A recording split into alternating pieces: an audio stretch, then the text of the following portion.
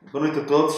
Nós vamos dar continuidade ao nosso estudo sobre aquilo que somos e aquilo que temos em Cristo.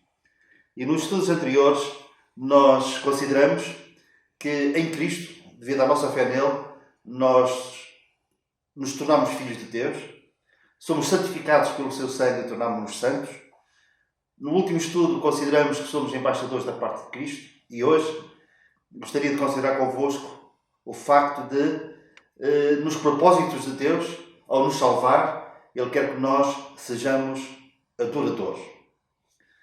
Nós, em várias situações na Bíblia, nós vemos Deus à procura do homem. Procurou Adão depois de ele ter pecado. Adão, onde estás? E depois nós vemos, por exemplo, num dos salmos de David, Deus à procura. Ele diz, os meus olhos procurarão os fiéis da terra para que estejam comigo. Deus à procura dos fiéis da terra para ter comunhão, relacionamento com eles. Ele, em tempos de crise, nós lemos, e procurarei dentre eles, dentre os homens, um homem que estivesse a tapar o muro e estivesse na brecha perante mim, por esta terra. Depois nós lemos que Jesus veio e procurou aquilo que se havia perdido. Ele fala acerca de procurar as ovelhas perdidas. E no Evangelho segundo João, nós vemos Jesus a dizer à mulher samaritana, agora é a hora em que os verdadeiros adorarão o Pai em espírito e em verdade, porque o Pai procura os que assim o adoram. O Senhor hoje procura adoradores e o nosso desejo e a nossa oração é para que nesse número daqueles que Ele vai encontrar e que Ele procura como adoradores, Ele me encontre a mim e encontre cada um daqueles que me vai ouvir, que me está a ver. O Pai procura, desde muito cedo, o Senhor deixou bem claro que a nossa adoração, Ele procura adoradores que tenham uma adoração exclusiva para Ele. O Senhor Jesus Cristo disse, só ao Senhor teu Deus adorarás, só a Ele prestarás culto. Mas afinal, o que é adoração? Adoração não é um termo de fácil definição. É um transbordar de gratidão,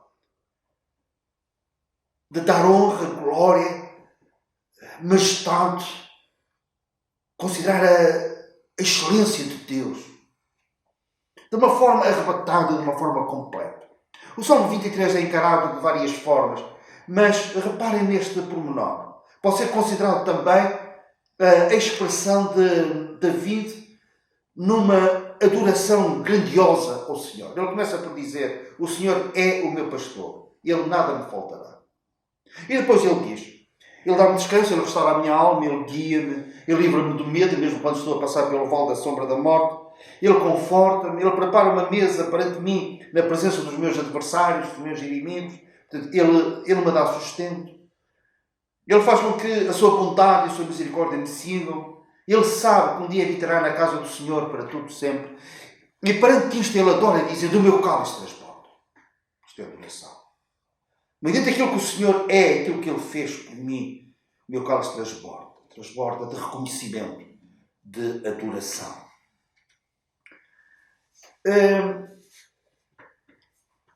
Pelo facto de nós sermos adoradores e de prestarmos adoração assim ao nosso Deus, o inimigo das nossas almas, Satanás, tenta minar este nosso serviço para Deus. Tenta adulterá-lo, tenta diminuí-lo e, se possível, abafá-lo. A nível religioso, isto acontece frequentemente. Tantos não há que adoram símbolos, entidades religiosas, imagens, que não o Senhor.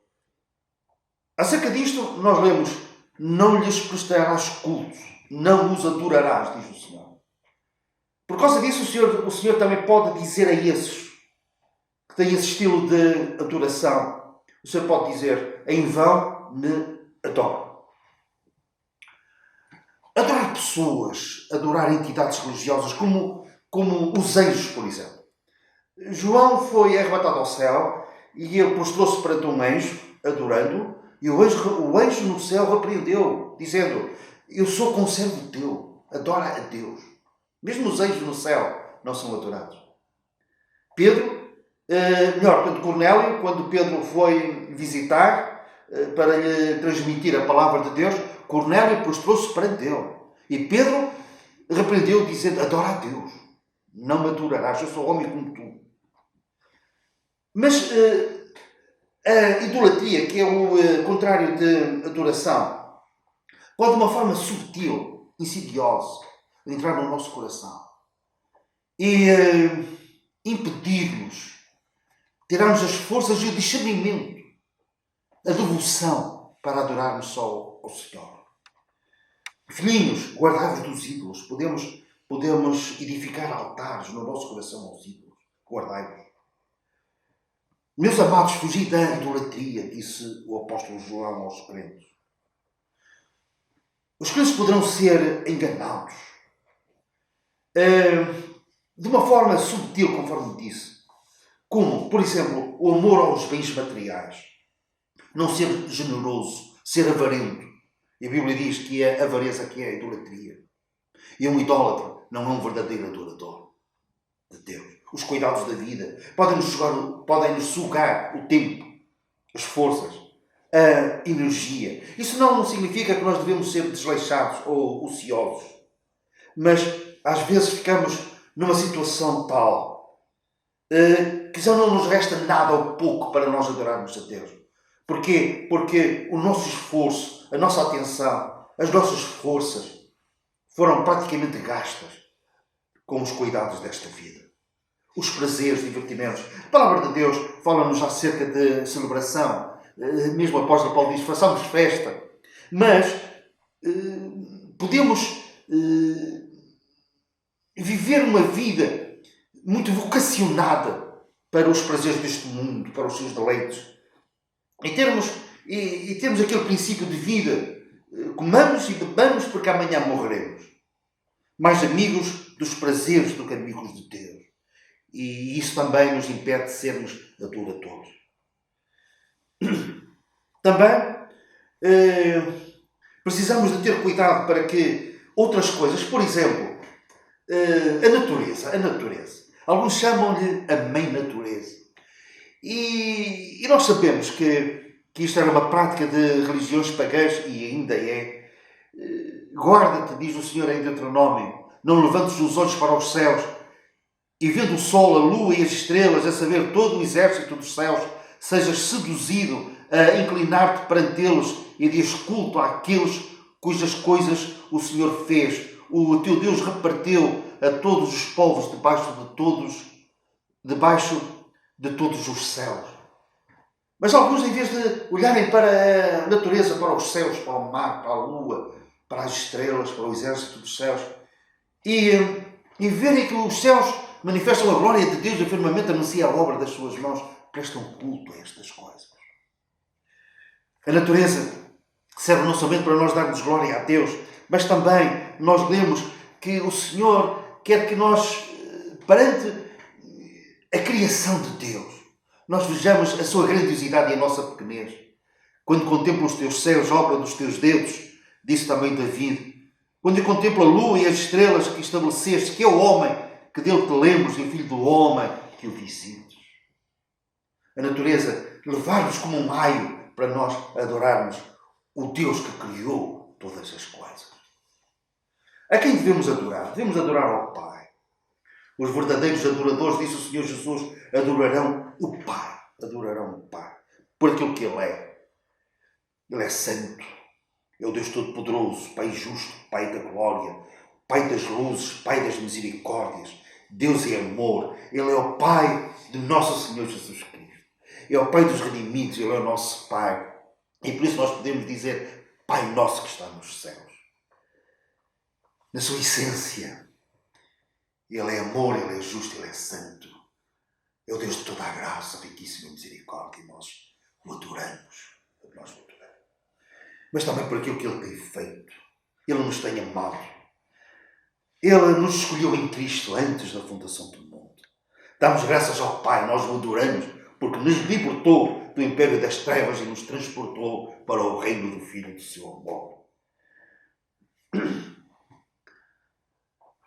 Nós, acima de tudo, o adoramos pelo seu dom inefável, porque Ele amou o mundo de tal maneira que deu o seu Filho único para que todo aquele que nele crê não pereça, mas tenha a vida eterna. Devemos de adorar Jesus, adorar o Filho. Como disse, Pedro rejeitou a adoração, o anjo no céu rejeitou também a adoração de João, mas Jesus não rejeitou a adoração. Muitos seguiram, quando Jesus esteve aqui na terra, muitos seguiram o exemplo dos magos que vieram do Oriente para adorá-lo. A mulher cananeia fez, o cego curado, os discípulos perante Jesus ressuscitado o adoraram. E há uma ordem do Pai em relação aos anjos. Todos os anjos de Deus o adorem. Todos os anjos o adorem. E nós adoramos Jesus por aquilo que Ele é. Ele é Deus. É o Criador de todas as coisas. Por Ele foram criadas todas as coisas. Foram criados por Ele e para Ele. E por Ele todas as coisas subsistem. Nós o adoramos por aquilo que Ele fez a nosso favor. Ele voluntariamente se entregou por nós na cruz do Calvário. Ele é a causa da nossa eterna salvação.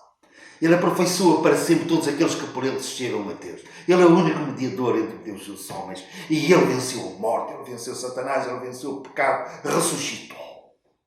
Nós o adoramos por aquilo que Ele faz agora, vivendo sempre para interceder por nós. Nós o adoramos por aquilo que Ele vai fazer. Ele virá arrebatar a sua igreja, transformará o nosso corpo glorioso. Nós estaremos para sempre com Ele, corpo, alma e espírito. Adorar o Espírito Santo. Muitos o fazem. Eu tenho dificuldade em fazê-lo, confesso. E a minha dificuldade advém do facto de não ver nenhum ensino na Bíblia que eu conheço, nenhum ensino na Bíblia direto para nós adorarmos o Espírito Santo. Para nós orarmos ao Espírito Santo.